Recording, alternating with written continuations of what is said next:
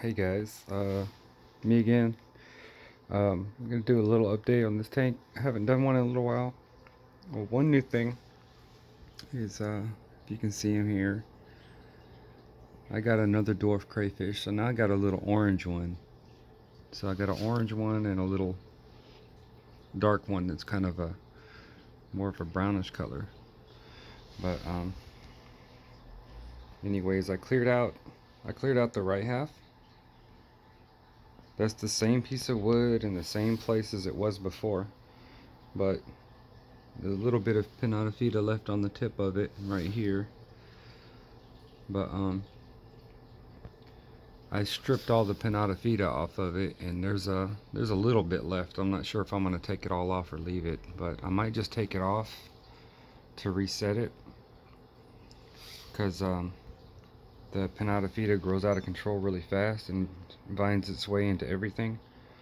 And this extra piece of wood sitting here from the other tank, I just kind of set there for now because I'm not sure what I'm gonna do with that really. But you can see, okay, so all it was, this side was like this peacock moss here. There was a whole bunch of peacock moss real big on this wood, and then there was, from constant trimming down and trimming down forever, there was a bunch of Ludwigia arcuata bushing up on it, but it was kind of snuffing out this whole side. There wasn't room really in the back. The the Walichi back here, darken it down a little bit, you can see it a little clearer. The Walichi back there was already there, and the Aromatica was already there. But I took these Rotala Pearl Type 2. I took these from the middle and cut them out and put them right here. I'm not sure if that's exactly where I'm going to leave them. I might take this stone with the buse and kind of move it here somewhere. But over here, I kind of reset this side. I took all the little Reinecke variegateds out, and I was gonna get rid of them, but I decided to just put them right here for now, make a kind of a little bush of them. There's a little bit of poorly placed Monte Carlo under there, and I'm not sure if I'm gonna keep that or not, but a little bit hesitant to get rid of the Monte Carlo because that's the only Monte Carlo I still have. So I just kind of plugged it in there for now. This is Rotala rotundifolia orange juice still, but back here the soil was only to up here. I added another bag in this corner to slope it up, and then I just took a few of these little ones that were kind of half converted that I got before that were in my low-tech tank, and I stuck them in here. So these should color up and turn orange too. Over on this side, all the way grown to the top, because I haven't reset this side yet, but I will. But up here, these are Rotala orange juice again, which are like rotundifolia colorata orange juice. And then right here, these are a little more like light pinkish. These are Singapores.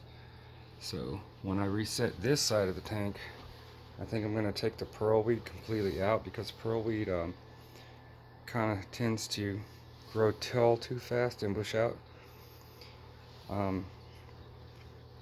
So I'm probably going to take the pearlweed, remove it out, and trim this whole side, knock it way down small, and then pop these back in here, the Ludwigia arcuata repens. And these are the Ludwigia, these are the little Ludwigias that I found in my brother-in-law's yard. The little green ones I showed before that were dry, that's what they turn into. These have been in another tank for a while. These are Ludwigia repens ovalis. Ludwigia ovalis.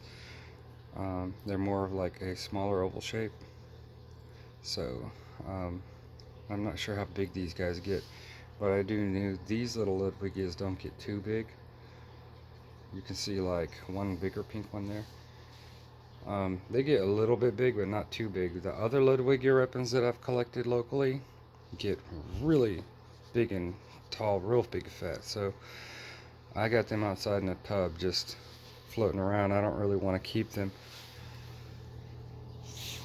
Look at the little crayfish. He likes to climb to the top of things and sit there. He's sitting there on the Macandra red.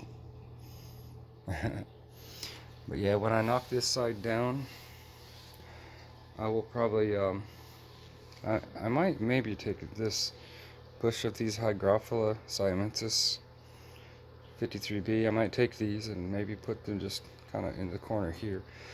But I did take that crypt spiralis tiger from way down in here and pulled them out, uprooted them and put them here. So I did have to add a little soil here, because I added a little soil here because when I ripped out the Reinekes and the crypt, it took a lot of soil out with it. And I added a little more soil back here because it was kind of flat. I needed a slight slope, but I still want it V-shaped. So you can see it kind of taking shape, sort of. But I'm not sure what the big picture is on the right side yet. These two crypt albedas, albeda costadas, the thing is, I thought about moving them, but their root system is like probably about 1.5 feet long, and it uproots a lot of stuff. But they're kind of in a good spot because some things will be bushing out here in the middle. I moved all my, I still have the blood vomits in the middle, and I'm planning to keep the blood vomits in the front carpet area. I left these crypt pink flamingos, I left these here because they have a perfect shape. But the ones that were here growing under without light, I pulled back some of the moss to take it out to make room. And so the pink flamingos, I've got a couple here, and then I got a few here at the start of the hill. So I'll leave those like that. And a couple of the plants in the front here, you can see 2 little Star Johnny purples, but they don't, they need to grow and get bigger. They're not really robust yet. The stem of Ludwigia white that I have is barely growing, just a little bit. The couple stems I have of Ludwigia panthenol right here, I'm not sure exactly what to do with the panthenols either, because the thing is, I don't have room for 1,000,000 plants, and you can't just put tons of plants in the same place, because as you can see what it ends up looking like over here where I put the gratiola right here, and if I bordered a little bit right here or somewhere, kind of make it so it would flow. But right here, there's some gratiola that looks good, but 3 stems of mint Charlie back here, the green plant. I've got these, I moved these from the left side also. I just kept a couple of tops to grow them out and see if I can get them healthier this time. These are Amania Goldens, and I'm gonna see if I can have better luck with them over here. This mermaid weed, I've got one of these. I'd like to grow some more of these, but the thing is, this one and the panthenol and the Ludwigia white, I need to find kind of like a placement so that they're not just all jumbled. So we're going to work on that later. The aromaticas are growing a little better now back there. They kind of look a lot better. And the left side here, I will probably take this Hautania bush and maybe move it to the right side. I might possibly put kind of back here. But I got a couple of stems of this Sao Paulo, and they're nice, but I mean, where are they really going to go? So I might have to mix these into the left side when I'm done resetting. You can see the piece of driftwood, the part that was exposed, looks all nice, like nature. It's got a little bit of moss growing on it, a little bit of buse. The part that had moss and everything covering it, that had the peacock moss and the big bush, is bare. So we'll see how that goes with the plants growing in with it. I'm probably going to take these guys here. I love these guys, but they don't really have a home right now. So I might take these senegalensis and kind of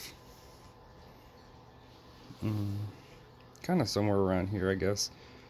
But they're stems and they grow straight, so not too many places you can put them.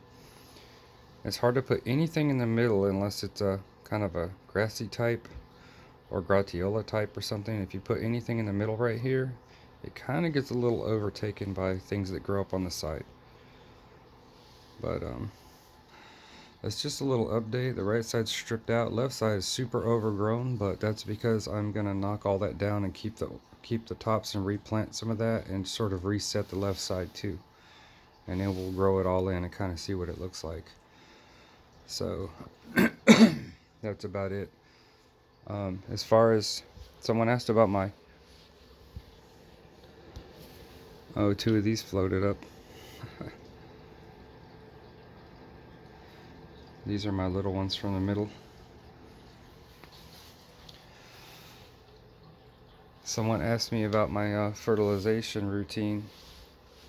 I'll show this real quick. Whenever I do a water change, I use a Aqueon water changer. I used to use buckets, but it was a big pain. So you can see I use the big hose. Every say like every 3 days, I work a couple days, off a couple days, work 2, off 2, then I work the weekend, and then the next time I'm off 2, work 2, and I'm off the weekend. So it really works out. So like about every 3, it goes 3 days, 3 days, 4 days that I do water changes. Well, I use the app Complete 2-hour Aquarist, and it says, I don't know if I can even focus on it, but it says 5 milliliter per 100 liters, which is basically 25 gallons, 4 times a week. Basically, this is a 44 gallon. So I kind of calculated it to 7.5 milligrams per water change. I use the Aqueon water changer and I just drain it till it's about halfway. Then I refill it, and then when I'm done refilling it,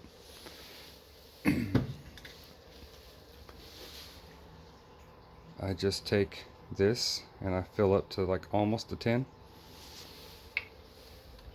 for my 7.5 milligrams that I need. I've got this little kid syringe that I got at Walmart. Walmart pharmacy, you can get these free.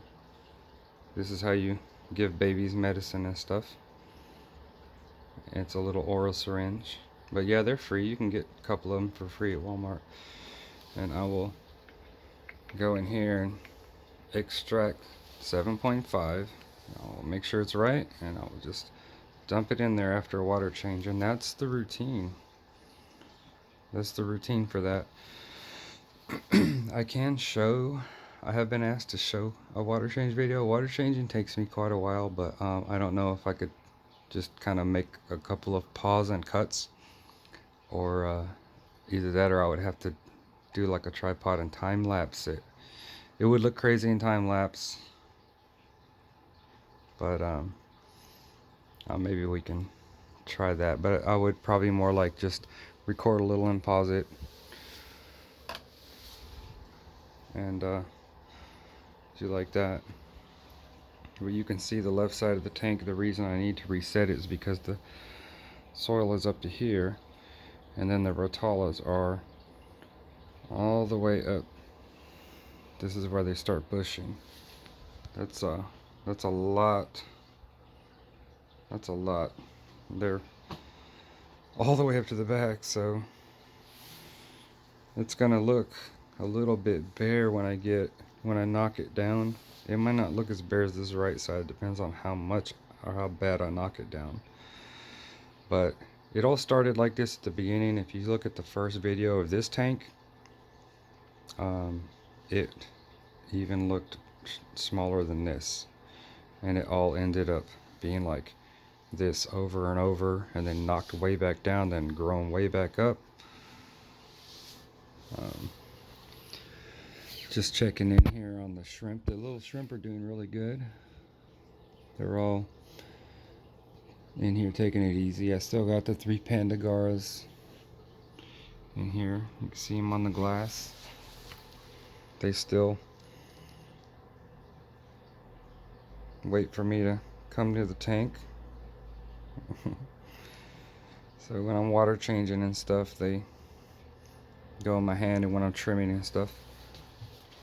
Got the 2 little crayfish in there, and the little baby antlers are doing really good. There's tons of them. There's always more, but unfortunately they don't really, none of them look like male color patterns or anything. They're all just the same little clear whatever, but I don't know, they're still pretty. So